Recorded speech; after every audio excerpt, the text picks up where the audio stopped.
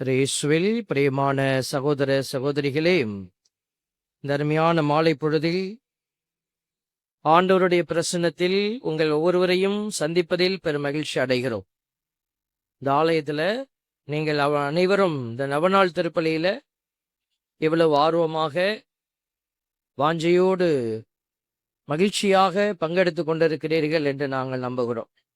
உங்களை எல்லாம் பார்க்கறதுல எங்களுக்கு ரொம்ப சந்தோஷமா இருக்கிறது. எங்களை பார்க்கறதுல உங்களுக்கு சந்தோஷமா இருக்கா? சந்தோஷமா இருக்கிறவங்க சொல்லுங்க, பிரைஸ் தி லார்ட்.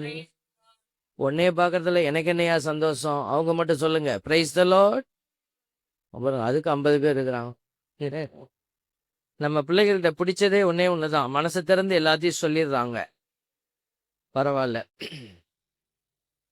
அதாவது இந்த ஆலயம் வியாகுல மாதாவினுடைய ஒரு ஆலயமாக, வியாகுல மாதா வழியாக கடவுளுக்கு மாட்சி அளிக்கிற ஆலயமாக இருப்பது பார்ப்பதற்கு சந்தோஷமாக இருக்கிறது.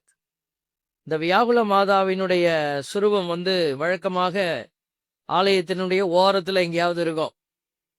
உங்க ஆலயத்துல மையத்துல இருக்கிறாங்க மாதாமா. இந்த துன்பம் அப்படிங்கிற போது அது வேண்டாம் அப்படிங்கிற ஒரு மனநிலை தான் எல்லாருக்குமே இருக்கிறது. துன்பம் வேண்டாம். ஒரு கிராமத்துல நான் இருந்தேன். அந்த கிராமத்துல ஒரு சகோதரி ஒரு சிலுவையை கொண்டுட்டு வந்து என்கிட்ட கொடுத்தார். அது ஒரு அழகான கோல்டு முலாம் பூசப்பட்ட ஒரு சிலுவை. நாங்க சொன்னேன், அழகா இருக்குமா, இதை எதுக்கு என்கிட்ட கொடுக்குறீங்க? கோயில்ல ஏற்கனவே நிறைய சிலுவை இருக்குது, இதை கொண்டு போய் உங்க வீட்டுல வைங்க அப்படின்னு. இல்ல சாமி, வீட்டுல வேணா, நீ கோயில்ல கொண்டு வை அப்படின்னுச்சு. நான் சொன்னேன், ஏற்கனவே கோயில் இத்தினோண்டு கோயில், சின்ன கோயில், அதுல ஏற்கனவே 7-8 சிலுவை இருக்குது, எங்க வைக்கிறதுன்னு தெரியல. அதனால உங்க வீட்டுல கொண்டு அழகா வைங்க, மாடத்துல வைங்க, சூப்பரா இருக்கும் அப்படின்னு. சாமி, நான் சொல்லிட்டே இருக்கிறேன், நீ எனக்கு பாடம் நடத்தின்னு இருக்கிற, கொண்டே கோயில்ல வை சாமி. அது அழுத்தி சொன்னோன்னே புரிஞ்சிருச்சு. நானும் அழுத்தி சொன்னேன், எனக்கு வேண்டாம், கொண்டே உன் வீட்டுல வச்சுக்கோ அப்படின்னு. அப்பதான் இந்த அம்மாவுடைய உண்மை ரூபம் வெளியில வந்தது. அந்த கிறுக்கு பைய வேளாங்கண்ணிக்கு போனவன் ஒரு பொறி பட்டாணியை வாங்கி தொலைஞ்சிட்டு வந்திருக்கலாம், போய் இந்த கன்றாவிய வாங்கிட்டு வரான். சிலுவை இந்த அம்மாவுக்கு கன்றாவி. இத போய் யாராவது வீட்டுல வைப்பாங்களா? பாருங்க, அது ஒரு கிராமத்துல ஒரு அறியாத தாய் பேசிய ஒரு விதம். இங்க உங்ககிட்ட நான் கேட்கிறேன், எத்தனை பேர் வீட்டுல சிலுவை இருக்கிறது? இல்ல, கையெல்லாம் தூக்கக்கூடாது, சின்ன பிள்ளைங்க மாதிரி. அடுத்தவங்களை காட்டி கொடுத்துடக்கூடாது. இருந்தா டிக்கு போட்டுக்கங்க, இல்லன்னா ஏன் என் வீட்டுல ஒரு திருச்சிலுவை இல்ல? பாடுபட்ட சுருவம், பாடுபட்ட திருச்சிலுவை சொல்றோம், வெறும் சிலுவை இல்ல. ஆண்டவருடைய திருவுடல் அதுல இருக்கணும். என் அன்பு பிள்ளைகளே, இன்றைய காலகட்டத்தில் மனிதர்களுடைய ஒரு என்னன்னா, துன்பம் என் பக்கத்துல வரக்கூடாது, எல்லாம் தூரமா போடும், நன்மை மட்டும் எனக்கு வந்தா போதும். இந்த மனநிலையில் தான் இன்றைக்கு உலகமானது நடத்தப்பட்டு கொண்டிருக்கிறது. இந்த ஒரு காலகட்டத்தில் தான் இந்த ஆலயம், இந்த ஆலயத்தில் இருக்கிற நீங்கள் உலகத்திற்கு ஒரு செய்தி சொல்லிக் கொண்டிருக்கிறீர்கள். இந்த வியாகுல தாயினுடைய அடையாளத்தை சாட்சியாக எடுத்து சென்று கொண்டிருக்கிறீர்கள். வியாகுல அன்னையினுடைய சாட்சியமே துன்பம் கடவுளுடைய ஆசீர்வாதம் என்பதுதான். துன்பமே தூரப்போ அல்ல, துன்பமே ஆண்டவருடைய ஆசீர்வாதம். இந்த புரிதலோடு தான் இந்த ஆலயத்தில் இந்த அன்னை மரியாளுடைய அடையாளம் வைக்கப்பட்டிருக்கிறது. இல்லைன்னா இந்த அன்னை மரியாளை இந்த இடத்துல யாரும் வச்சிருக்க மாட்டாங்க. எங்களுடைய சகாயமாதா திருத்தலம் திருச்சியில இருக்குது. அதுல கூட நாங்க உள்ளே போய் பார்த்த பொழுது ஒரு மாற்றம் ஒன்று நிகழ்ந்து இருந்தது. சகாய தாயினுடைய உருவப்படம், ஐக்கன்னு சொல்லுவாங்க, அது வெறும் படம் இல்ல. அது மற்ற படங்களை போல அது ஒரு படமாக நம்ம கருத முடியாது. சகாய மாதாவினுடைய திருவுருவப்படம் மட்டும் இட்ஸ் கால்டு ஐக்கன், திருவுருவம். அது மாற்றக்கூடாது யாரும். அதுவும் எங்களுடைய ஆலயம் பசிலிக்கா. ஒரு கட்டத்துல ஏதோ ஒரு சூழ்நிலையில அதை மாத்திட்டாங்க. ஏன் மாத்தினார்கள் என்று கேட்ட பொழுது அந்த மாற்றப்பட்ட படத்தை நம்ம பார்த்தோம்னா ஒரு அழகான வடிவம், அப்படியே முகம் பொலிவோட, அழகிய வதனத்தோட ஒரு மாதாவினுடைய முகம். ஏன் மாதாவினுடைய ஒரிஜினல் போட்டோவை எடுத்துட்டு இதை வச்சுட்டாங்க அப்படின்னு கேட்டப்போ, அவர்கள் சொன்ன ஒரு பதில், பெரிய வரலாற்று பின்னணியெல்லாம் இல்லை அதுல. அந்த மாதாவை பார்த்தா ரொம்ப சோகமா இருக்கிறாங்க, இந்த மாதாவை பார்த்தா மகிழ்ச்சியா இருக்கிறாங்கோ. இதை எளியவர்கள் செய்யலாம், நாங்க செய்யலாமா? இதுதான் மனநிலை, இதுதான் இன்றைக்கு திருத்தப்படுகிற, மாற்றப்படுகிற ஒரு அடையாளமாக இருக்கிறது. அது கடவுளுடைய அடையாளம் அல்ல. எந்த இடத்திலெல்லாம் இந்த துன்பத்தினுடைய அடையாளம் மாற்றப்படுகிறதோ அங்கெல்லாம் இறை திட்டம் சிதைக்கப்படுகிறது. வியாகுல மாதா, இந்த வியாகுல மாதான்னு சொன்னாலே அவங்களுடைய 7 வியாகுலங்கள் நமக்கு தெரியும், தெரிஞ்சிருக்கணும். இந்த பங்குல இருக்கிற உங்களுக்கு நான் ஞாபகப்படுத்துறேன். முதல்ல சிமியோன் இறைவாக்கு உரைக்கிற அந்த ஒரு செய்தி, உன்னுடைய இதயத்தை ஒரு வாள் ஊடுருவி பாயும் அப்படின்னு சொன்னார். அடுத்ததாக குழந்தையை தூக்கி கொண்டு எகிப்துக்கு நீ ஓடிப்போ, 2வது வியாகுலம். 3வது வியாகுலம், இயேசு சிறுவனாய் இருந்தபோது கோவிலில் காணாமல் போன பொழுது ஏற்பட்ட வேதனை. 4வது வியாகுலம், இயேசு சிலுவை சுமந்து செல்லும் பொழுது இயேசுவை பார்த்த அந்த வேதனை.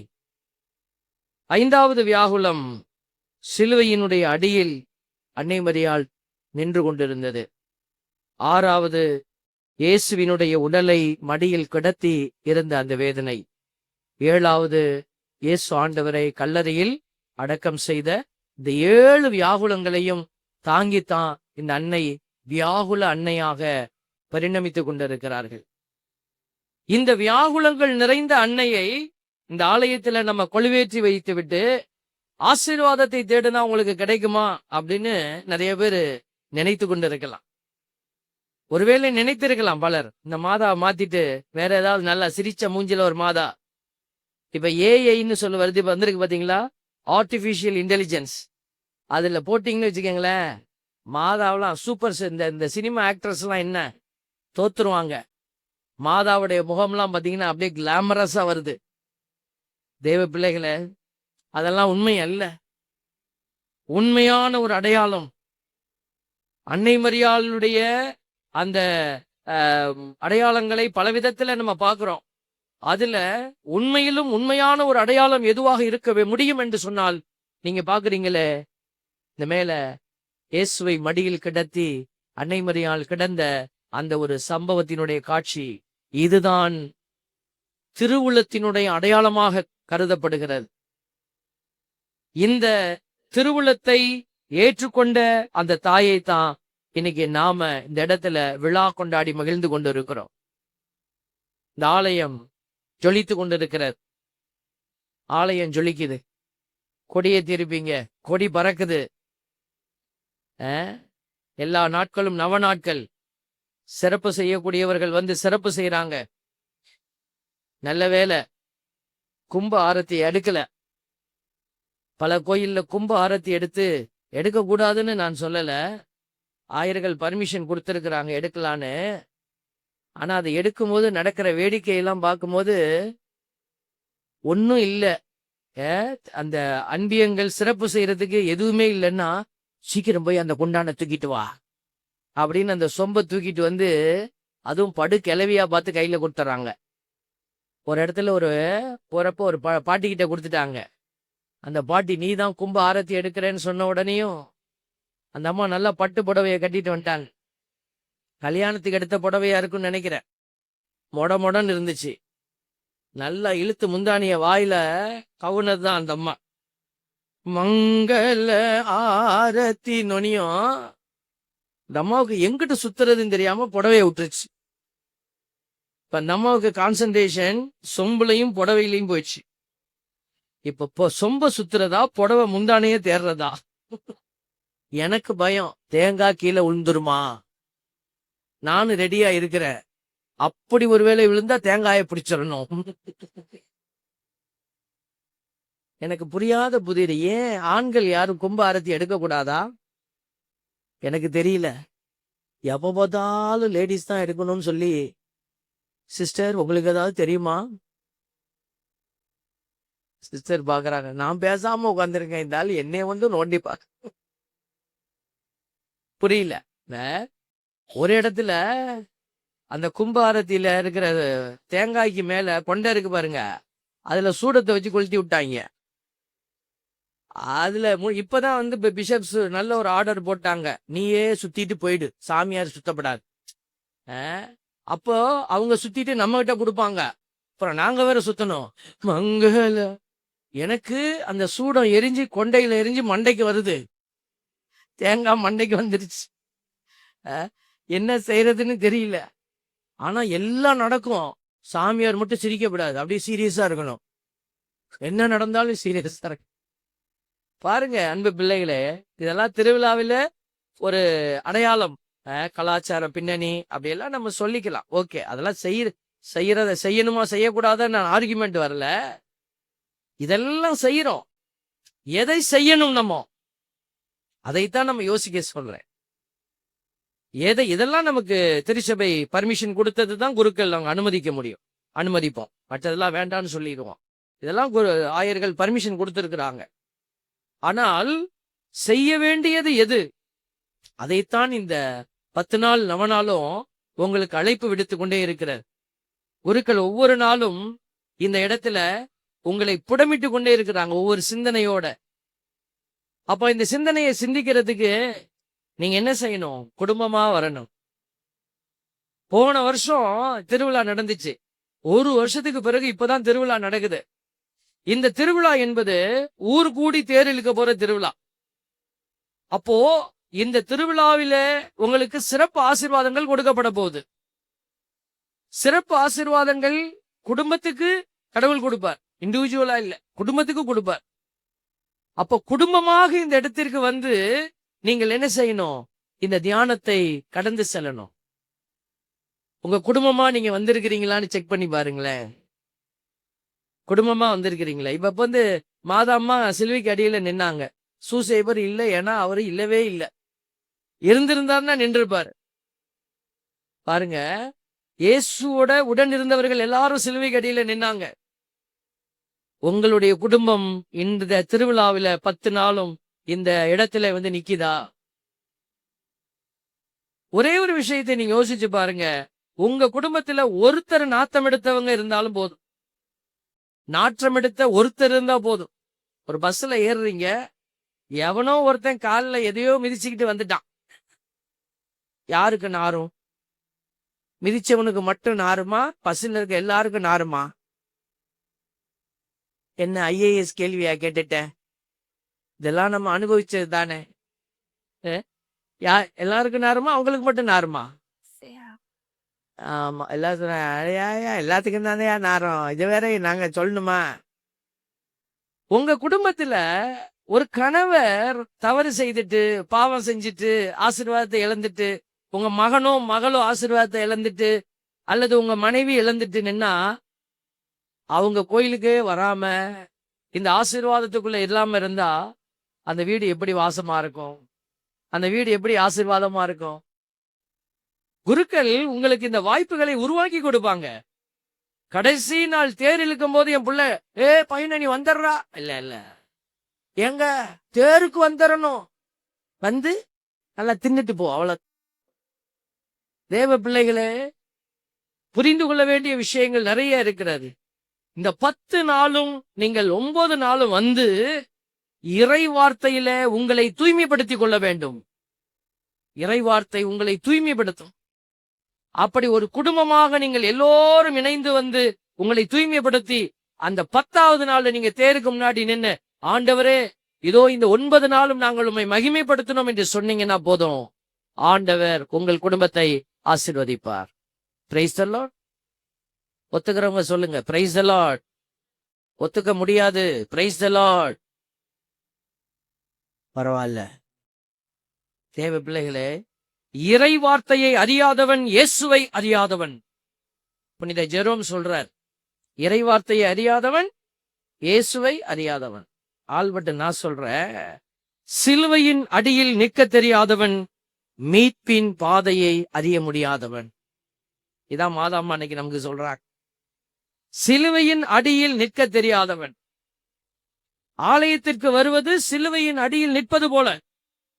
சினிமா தியேட்டருக்கு போனீங்கன்னா மகிழ்ச்சியா இருக்கும், உணர்வு வெளிப்படும். உங்களுக்கு நல்ல சாப்பாட்டுல ஹோட்டல்ல போய் உட்கார்ந்தா அது ஒரு மகிழ்ச்சி. ஆனால் ஆலயத்திற்கு வருவது நீங்கள் நினைப்பதை போன்ற மகிழ்ச்சி அல்ல. அதிலே ஒரு கடினம் இருக்கும், அதிலே ஒரு வலி இருக்கும். அதுதான் சிலுவையின் அடியில் நிற்கிற ஒரு அனுபவம். ஆகவே தான் சொல்லுகிறோம், பிலிப்பியர் 1:29 ஆண்டவர் சொல்றாரு பாருங்க, ஏனெனில் கிறிஸ்துவிடம் நம்பிக்கை கொள்வதற்கு மட்டுமல்ல. சும்மா வீட்டுல எல்லாம் படம்லாம் வச்சுக்கிட்டு நானும் கிறிஸ்தவப்பா, நானும் கிறிஸ்தவன். இன்னைக்கு நம்ம கத்தோலிக்கர்கள் எல்லாம் முன்னாடி படம்லாம் வச்சிருந்தாங்க. வாசப்படிக்கு போனீங்கன்னாக்க ஒரு காவல் சம்னஸ் இருக்கும். இப்ப எல்லாத்தையும் எடுத்துட்டாங்க, நிறைய பேர் எடுத்துட்டாங்க. எடுத்துட்டு இறை வார்த்தையா ஒட்டி வைக்கணுமா. ஏன்னா நம்ம எல்லாம் விக்கிரக ஆராதனை பண்ணோம்னா அவன் சொன்னா இவன் சொன்னான்னு இன்னைக்கு படத்தெல்லாம் எடுத்தாச்சு. அது உங்க விருப்பம். ஆனா பைபிள் என்ன சொல்லுது பாருங்க, இந்த படமெல்லாம் மாட்டி வச்சிருக்கிறது அல்லது இறை வார்த்தையை மாட்டி வச்சிருக்கிறது நம்பிக்கையினுடைய வெளிப்பாடு அல்ல. நம்பிக்கை கிறிஸ்துவிடம் நம்பிக்கை கொள்வதற்கு மட்டுமல்ல, அவருக்காக துன்பங்களை ஏற்பதற்கும் நீங்கள் அருள் பெற்றுள்ளீர்கள்.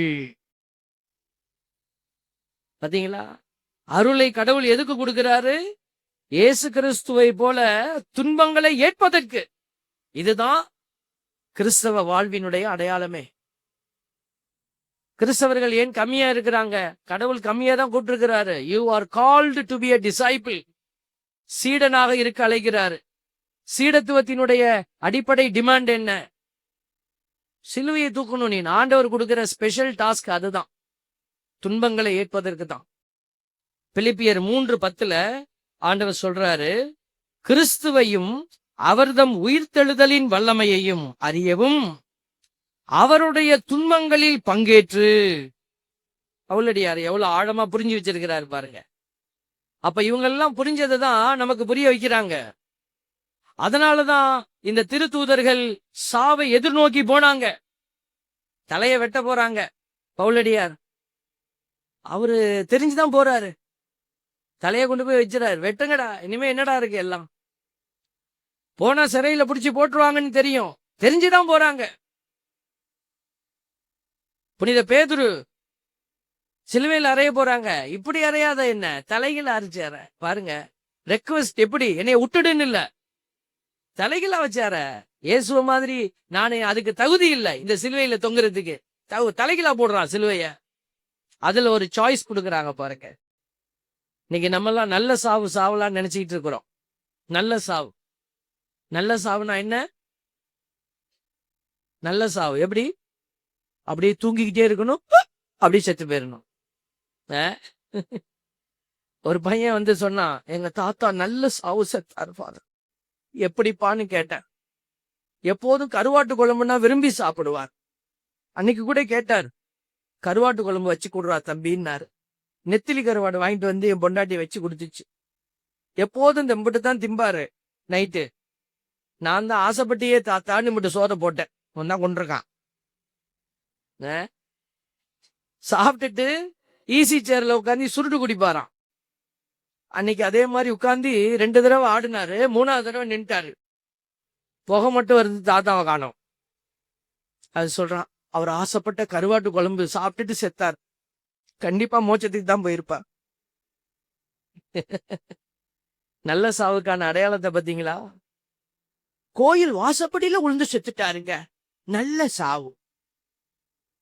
நான் கூட ஆண்டவர்கிட்ட கேட்கிறேன், ஆண்டவரே இவங்க நல்ல சாவு கெட்ட சாவுலாம் பிரிச்சு பிரிச்சு பாக்குறாங்க, இத மாதிரி பேசிக்கிட்டே இருக்கும்போது அப்படி போயின்னு ஆண்டவரே. சாவும் போது மூஞ்ச போய் பாக்குறான். செத்த பிற்பாடு உடம்புல ஒண்ணும் இல்ல, அந்த முகம் பாருங்க அப்படியே சிரிச்சுக்கிட்டே இருந்ததுங்க அப்படின்னு. எல்லாத்தையும் இந்த மனிதர்கள் நோண்டி பார்ப்பாங்க. தேவ பிள்ளைகளே, எது நல்ல சாவு? திருத்தூதர்கள் செத்தார்களே, இது நல்ல சாவா? இல்ல. சாவினுடைய அடையாளங்கள் மாறலாம், ஆனால் எந்த காரணத்துக்காக, எந்த சூழலில், எதற்காக நீ மரிக்கிறாய், அதுதான் உன்னை நீ தீர்மானிக்க போகுது. அதனாலதான் ஆண்டவர் சொல்றாரு பாருங்க, கிறிஸ்துவையும் அவர்தம் உயிர்த்தெழுதலின் வல்லமையையும் அறியவும் அவருடைய துன்பங்களில் பங்கேற்று சாவில் அவரை ஒத்திருக்கவும் விரும்புகிறேன். இதுதான் ஆண்டவருடைய அழைப்பு. அன்னை மரியாள் அந்த அழைப்பை நோக்கி பயணித்தாங்க. பாருங்க, பேதுரு அவருடைய முதல் திருமுகத்துல சொல்றாரு, 1 பேதுரு 4:13, கிறிஸ்துவின் துன்பங்களில் நீங்கள் எத்துணை பங்கு கொள்கிறீர்கள் என எண்ணி மகிழுங்கள், அப்பொழுது கிறிஸ்துவின் மாட்சி வெளிப்படும் வேளையில் இன்னும் மகிழ்ந்து பேருவகை கொள்வீர்கள். அப்ப மாட்சி வெளிப்படும் பொழுது நீ ஒப்பு கொடுத்த துன்பங்கள், நீ ஆண்டவருக்காக ஏற்றுக்கொண்ட துன்பங்கள் வீணா போறதில்ல. அது எல்லாமே பலன் கொடுக்க போது. இந்த உலகத்துல தெரிஞ்சே துன்பத்தை ஏற்றுக்கொள்கிற பிள்ளைகள், ஆண்டவருக்காக இந்த துன்பம் என்று ஆண்டவருக்காக துன்பத்தை தாங்குகிற பிள்ளைகள். அன்னை மரியாளுக்கு தெரியும், ஐயோ கன்னி பெண் கர்ப்பமானா என்ன சொல்லும் இந்த உலகம்? கன்னி பெண் கர்ப்பமா இருந்தா கல்லால் அடிச்சு கொன்னுடுவான். கல் நெஞ்சக்கார கூட்டம். அன்னை மரியாள் அறியாததல்ல, அறிந்திருந்தார்கள். அறிந்தும் ஆமேன் என்று சொன்னார்கள். ஆமேன் என்று சொல்லி அந்த கூட்டம் விட்டுவிடவில்லை. அன்னை மரியாளை அவதூறு பேசியது. இயேசு பிறந்து அவர் வல்லமையான செயல்கள் செய்த பொழுது கூட, இவர் மரியாவின் மகன் அல்லவா? எந்த மரியா? அந்த மாதிரி போய் வந்த மரியா தானே இவள். அப்படித்தான் இந்த உலகம் மரியாவை ஏளனமாய் பார்த்தது. அதனாலதான் இயேசுவால் அந்த இடத்துல ஒரு அற்புதமும் செய்ய முடியவில்லை என்று வேதம் பதிவு செய்து வைத்திருக்கிறார். அன்பு பிள்ளைகளே, அன்னை மரியாளினுடைய பயணம் துன்பம் நிறைந்த பயணம். ஆண்டவருக்கு இதுதான் தேவை என்று தாய் மரியாள் உணர்ந்ததனால்தான் இன்னைக்கு அவர் நமக்கெல்லாம், இந்த தரணிக்கெல்லாம் தாயாக நின்று கொண்டிருக்கிறார். என்றால் துன்பத்தை எல்லாம் எடுத்துட்டு நீ ஜாலியாவான்னு சொல்றதுக்கு இல்ல. லூர்து நகரில மெசபியல் குகையில பெர்னதத்ங்கிற மகளுக்கு அவர் காட்சி கொடுத்த போது அவரிடத்திலே சொன்னது, இந்த உலகத்துல என்னால ஒண்ணும் செய்ய முடியாது.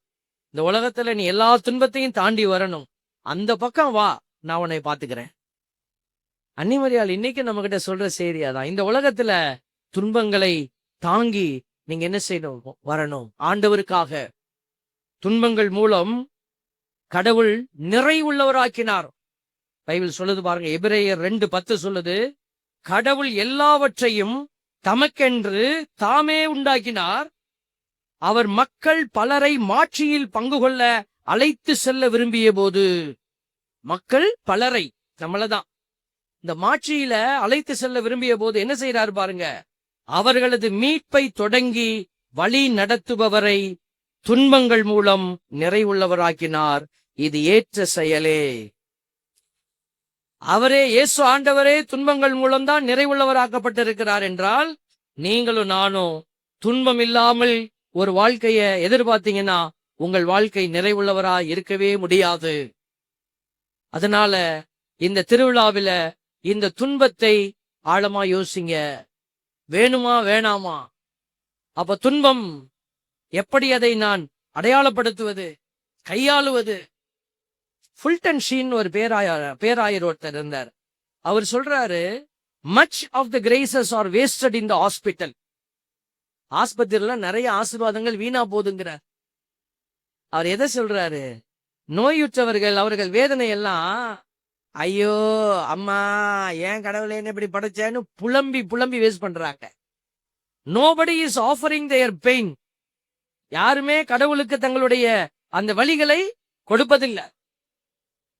இங்க கூட நிறைய பேர் நம்ம வியாதியில இருக்கிறோம், புலம்புறோம் நம்ம வியாதியை நினைச்சு. அந்த வியாதியை எத்தனை பேர் கடவுளுக்கு காணிக்கையா கொடுக்கிறோம்? வீட்டுக்குள்ள கவலைகள் இருக்கிறது, உறவு சிக்கல்கள் இருக்கிறது, காயங்கள் உண்டு. எத்தனை பேர் அந்த காயங்களை கடவுளுக்கு காணிக்கையாக்கிக்கிட்டு இருக்கிறோம்? கடவுள் சொல்றாரு, உன்னுடைய காயங்கள் எனக்கு வேணும். ஒருமுறை ஒரு குழந்தை மரிப்பதை நான் பார்க்க நேர்ந்தது வீடியோவில். அந்த குழந்தை கேன்சர் வியாதியில, பிளட் கேன்சர், சின்ன பிள்ளை, பாலையில போல அந்த பிள்ளைய படுக்க வச்சிருக்கிறாங்க. கடைசி மூச்சு வாங்கி கொண்டு இருக்கிறார்.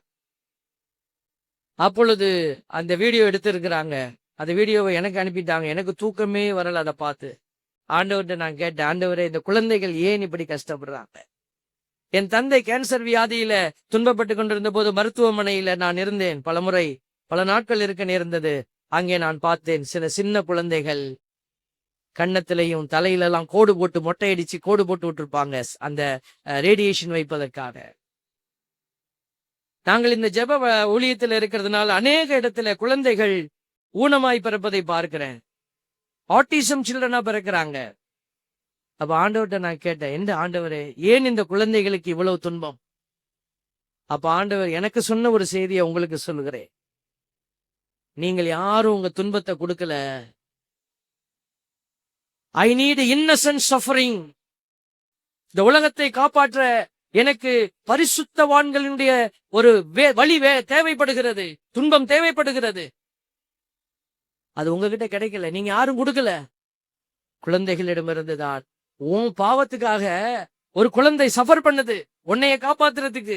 இந்த பூமியை காப்பாற்ற அநேக இன்னசென்ட் சில்ட்ரன், குழந்தைகள் சஃபர் பண்ணிட்டே இருக்கிறாங்க. யோசித்து பாருங்க. இந்த செய்தியை நான் அருங்குடையில் ஒரு முறை சொன்னேன். இப்படிதான் கூட்டமாக மக்கள் அமர்ந்திருந்தார்கள். கூட்டத்தில் யார் வந்திருக்கிறான்னு கூட எனக்கு தெரியல. நான் இந்த செய்தியை பகிர்ந்த பொழுது கூட்டத்திலிருந்து ஒரு கரம் தட்டியது. அது வரைக்கும் யாரும் கை தட்டல. என்னடா நம்ம ஒரு கடினமான செய்தியை சொல்றோம், கூட்டத்துல ஒரு கை தட்டதேன்னு சொல்லி நான் அந்த கூட்டத்தின் நடுவிலே உற்று பார்த்த பொழுது வீல் சேர்ல ஒரு குழந்தை உட்கார்ந்திருந்தாள், ஒரு மகள். அவளால் நிமிர்ந்து உட்கார முடியாது, அவளால் சரியா பார்க்க கூட முடியாது, அவள் தலை சாய்ந்த வண்ணம் தான் இருக்கும். அவள் அந்த செய்தியை கேட்ட உடனே கரம் தட்டி என்னுடைய செய்தி உண்மை என்பதை அவர் உறுதி செய்தார். தேவ பிள்ளைகளே, யோசித்து பாருங்க. துன்பம் வேண்டாம் வேண்டாம் வேண்டாம் என்று சொல்லிக் கொண்டிருக்கிற மனிதர்களா இருந்தால் சிந்தனையை மாற்ற வேண்டும். 1 கொரிந்தியர் 1:18 சொல்லுது, சிலுவை பற்றிய செய்தி அழிந்து போகிறவர்களுக்கு மடமை, மீட்பு பெறும் நமக்கோ அது கடவுளின் வல்லமை. இதுக்குத்தான் ஆண்டவர் உங்களையும் என்னையும் தெரிந்தெடுக்கப்பட்ட இனம் என்று சொல்லி எழுதி வச்சிருக்கிறார். You are a chosen generation. எதுக்கு? மாடி மேல மாடி கட்டி வீடு மேல வீடு கட்டிக்கிட்டு வாழ்வதற்கு அல்ல. ஆண்டவருக்காக சிலுவையை சுமக்க ஆண்டவர் உங்களுக்கு இப்படித்தான் கற்றுக் கொடுக்கிறார். உலகம் மாற்று சிந்தனையை கொடுத்து கொண்டிருக்கிறது பிள்ளைகளே. ஆண்டவர் அதுக்குத்தான் நமக்கு சொல்லிக் கொடுக்கிறார் பிள்ளைகளே. மார்க்கு நற்செய்தி 8:34 அவர் மக்கள் கூட்டத்தையும் சீடரையும் தம்மிடம் வரவழைத்து, என்னை பின்பற்ற விரும்பும் எவரும் தன்னலம் துறந்து தம் சிலுவையை தூக்கி கொண்டு என்னை பின்பற்றட்டும். உன்னுடைய துன்பங்களோடு என் பின்னாடி வா. இதுதான் இந்த நற்செய்தியில கூட உங்களுக்கு அழைப்பாக கொடுக்கப்படுகிற இறைவார்த்தையை கேட்கிறவர்களாக மட்டும் இருந்து உங்களை ஏமாற்றிக் கொள்ள வேண்டாம். அதன்படி செயல்படுகிறவர்களாகவும் மாற வேண்டும். இறைவார்த்தையின்படி செயல்படுகிற பிள்ளைகள் துன்பங்களை எதிர்கொள்ள வேண்டும். அதுதான் ஆண்டவருடைய அடையாளமாக இருக்கிறது. யார் என்னுடைய தாய், யார் என்னுடைய சகோதர சகோதரிகள்? இறைவார்த்தையை கேட்டு அதன்படி நடந்து கொள்கிறவர்கள். வார்த்தை வருது பாருங்க, கடவுளின் திருவுளத்தை நிறைவேற்றுபவரே என் சகோதரரும் சகோதரியும் தாயும் ஆவார். கடவுளின் திருவுளத்தை நிறைவேற்றுபவரே. கடவுள் உங்களை கிறிஸ்தவராக தெரிந்தெடுத்ததனுடைய திருவுளம் இதுதான். இதை மாத்தி நீங்க யோசிச்சீங்கன்னா நீங்க வேற ஒரு வழியில ஓடிக்கிட்டு இருக்கிறீங்கன்னு அர்த்தம். ஆண்டவருடைய பிள்ளைகள் சொல்லக்கூடிய விஷயங்களை புரிந்து கொள்ள வேண்டும். எதிர்கிறிஸ்து, அந்து கிறிஸ்து, அதை பற்றி நீங்க கேள்விப்பட்டு இருப்பீங்க. 1 யோவான் 4:3 சொல்லுது, எது அந்த கிறிஸ்து? இயேசு கிறிஸ்துவை ஏற்று அறிக்கையிட மறுக்கும் தூண்டுதல் எதுவும் கடவுளிடமிருந்து வருவதல்ல. இன்னைக்கு கத்தோலிக்க கிறிஸ்தவத்தை சார்ந்திருக்கிற அநேக பிள்ளைகள் என் ஆண்டவர் இயேசு என்று சொல்லி அறிக்கையிட வாய் மூடி கிடக்கிறது. வீட்டுல படம்லாம் இருக்குது, பூசைக்கு வரோம், ஓரமா உட்கார்றோம், இதெல்லாம் நடக்கிறது. ஆனால் நாவை திறந்து இயேசுவே ஆண்டவர், என் கடவுள் இயேசு, என்னை மீட்டவர் இயேசு என்று சொல்ல வெட்கப்படுகிற ஒரு சமூகமாக மாறி போனோமே. சொல்லப்படுகிற வார்த்தை, இயேசுவை ஏற்று அறிக்கையிட மறுக்கும் தூண்டுதல் எதுவும் கடவுளிடமிருந்து வருவதல்ல, எதிர் கிறிஸ்துவிடமிருந்து வரும் தூண்டுதல் இதுவே. இது எதிர் கிறிஸ்துவிடமிருந்து, அந்த கிறிஸ்துவின் தூண்டுதல் இது. பேசாத, வாய மூடிக்கோ. அன்பு பிள்ளைகளே, 1 யோவான் 2:22 நம்ம பார்க்கிறோம், இயேசு மெசியா அல்ல என்று மறுப்போரை தவிர வேறு யார் பொய்யர்? பாத்தீங்களா? தந்தையையும் மகனையும் மறுப்போர்தாம் எதிர்கிறிஸ்துக்கள். அன்னை மரியாள் சிலுவையின் அடியில் கூட இந்த மகனுக்கு சான்று பகிர்ந்தார்கள். இது ஏன் பிள்ளை, உறக்க சொன்னார்கள். அன்னை மரியாள் ஓடி ஒளிந்து கொள்ளவில்லை. இதோ இந்த மகனை பெற்றெடுத்ததற்காக நான் வேதனைப்படுகிறேன் என்று சொல்லி அவள் தன் முகத்தை மூடிக்கொள்ளவில்லை. அந்த அவமானத்திற்கு மத்தியிலும் இதோ என் மகன் என்று சொல்லி நின்ற தாய். அதனாலதான் தாய் திருச்சபை அன்னை மரியாளை என்று உயர்த்தி வைத்திருக்கிறது. பிள்ளைகளே, எத்தனையோ திருச்சபைகள் அன்னை மரியாளையினுடைய பங்கை மூடிக்கொண்டிருக்கிறார்கள், மறைக்கிறார்கள். இது எதிர்கிறிஸ்துவின் மனநிலை. புரிந்து கொள்ள வேண்டும். எங்கே மரியாள் அவமானப்படுத்தப்படுகிறாரோ அல்லது மரியாளினுடைய பங்களிப்பு மறக்கடிக்கப்படுகிறதோ, இருட்டடிப்பு செய்யப்படுகிறதோ, அந்த திருச்சபை ஆண்டவரின் திருச்சபையாக இருக்க முடியாது. இதை நாம உணர்ந்து கொள்ள வேண்டும். இதை உறக்க சொல்ல வேண்டும். பயந்துகிட்டு ஓடி போய் எனக்கு போன் பண்ணக்கூடாது. ஃபாதர், ஆல்பர்ட் ஃபாதர் இப்படி எல்லாம் பேசுறாங்க ஃபாதர், என்ன ஃபாதர் பதில் சொல்றது? பைபிளை படிங்க, ஆழமா படிங்க, அன்னை மரியாளுடைய துணையோட படிங்க. அன்னை மரியாள் உதவி செய்வாங்க. பாருங்க, கொலோசியர் 1:19 சொல்லுது, தம் முழு நிறைவும், தந்தையினுடைய முழு நிறைவும் அவருள் குடிகொள்ள, அதாவது இயேசு கிறிஸ்துவுக்குள் குடிகொள்ள கடவுள் திருவுளம் கொண்டார். முழு நிறைவும் இயேசுவுக்குள்ள இருக்குன்னா அந்த இயேசு உள்ள இருந்து வந்தாரே அந்த தாய், அவருக்கு என்ன நிறைவு இருக்கணும், இருந்திருக்க முடியும்? அவர் மட்டும் பாதி நிறைவோடு கொடுத்திருப்பாரா? அந்த தாயையும் முழு நிறைவோடு தந்தை வைத்திருந்தார். அதனாலதான் அந்த தாயை கடவுள் இறப்பே சந்திக்க முடியாதபடி பாவமே இல்லாத நிலையில் அவர் உட்பவிக்க வைத்து அவரை எடுத்துக்கொண்டார். ஏன் மாதாவுக்கு சாவு இல்ல? பாவம் இல்ல அவங்க இடத்துல. பாவம் இருக்கிற இடத்துலதான் சாவு உண்டு. அன்பு பிள்ளைகளே, இந்த தாய் தான் இன்றைக்கும் துன்பத்தோட போராடிக்கிட்டு இருக்கிறாங்க. யாரு துன்பம்? நீங்களும் நானும் தான். அன்னை மரியாள் எல்லாம் முடிஞ்சிருச்சு, என்னை விட்டுடுங்கப்பா. அவங்க அமைதியா இல்ல, அவங்க நிம்மதியா இருக்க முடியாது.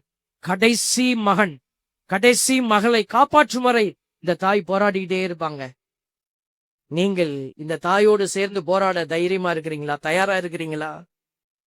அன்னை மரியாளுடைய பக்தர்கள், அன்னை மரியாள் எனக்கு ரொம்ப பிடிக்கும் என்று சொல்லிக் கொண்டிருப்பவர்களுக்கு தாய் மரியாள் பிடிக்க. தாய் மரியாளுக்கு யார பிடிக்கும்? நான் அன்னை மரியாளின் பக்தன், அவங்கள அன்னை மரியாளுக்கு பிடிக்க. பேசாம யாரு அன்னை மரியாளினுடைய திட்டத்தை செயல்படுத்துறாங்களோ, மகனின் திட்டத்தை யார் செயல்படுத்துறாங்களோ, யாரு மகனுக்காக துன்பங்களை தாங்கி மகனை தன்னுடைய இந்த பூமியில சப்போர்ட் பண்றாங்களோ, தாங்கி நிற்கிறார்களோ, அவர்களைத்தான் தாய் மரியாள் ஏற்றுக்கொள்வார்கள். ஆகவே வெற்று பயணத்திலிருந்து உண்மை பயணத்துக்குள்ள வருவோம். தாய் மரியாள் நம்மள மாதிரி பிரபலத்தை நோக்கி ஓடின தாய் அல்ல, மாறாக ஒரு உண்மை பயணத்திற்குள்ள ஆண்டவரை உண்மையாகவே உள்ளத்திலே தாங்கி அவருக்கு முழுமையாக தன்னை கையளித்த ஒரு அடையாளம். நீங்களும் இந்த திருவிழாவில யோசிச்சு பாருங்க, எதையெல்லாம் நீங்க அந்த கடவுளுக்காக கொடுத்திருக்கிறீங்க. இதுவரைக்கும் செய்யலனா பரவாயில்ல, இனிமேல் என்ன செய்ய போறோம் சிந்திப்போம். இந்த திருவிழாவிலிருந்து உங்கள் பயணம் ஒரு புது பயணமாக மாறட்டும். ஆண்டவருக்கான ஒரு இழப்பின் பயணமாக மாறட்டும். தெரியாம இழக்கிறது இல்ல, தெரிஞ்சே இழப்பது. அன்னை மரியாள் தெரியாம கடவுள் எடுத்துக்கல அவருடைய கர்ப்பத்தை. அன்னை மரியாள்கிட்ட கேட்டுட்டு தான் எடுத்தாரு. அன்னை மரியாள் தெரிந்துதான் கொடுத்தாங்க. இயேசுவை சிலுவையில் அறைய போறாங்க, தெரிஞ்சுதான் அன்னை மரியாள் கொடுத்தாங்க. நீங்களும் அறிந்து செயல்படுங்கள், ஆற்றலோடு செயல்படுங்கள். ஆண்டவர் உங்களில் மாட்சி அடைவார். யாரெல்லாம் இந்த உலகத்திலே தந்தையை மாட்சிப்படுத்துகிறீர்களோ அவர்களை தந்தை மாட்சிப்படுத்துவார். நம்பிக்கையோடு பயணிப்போம். இறைவன் துணை இருப்பார். ஆமென்.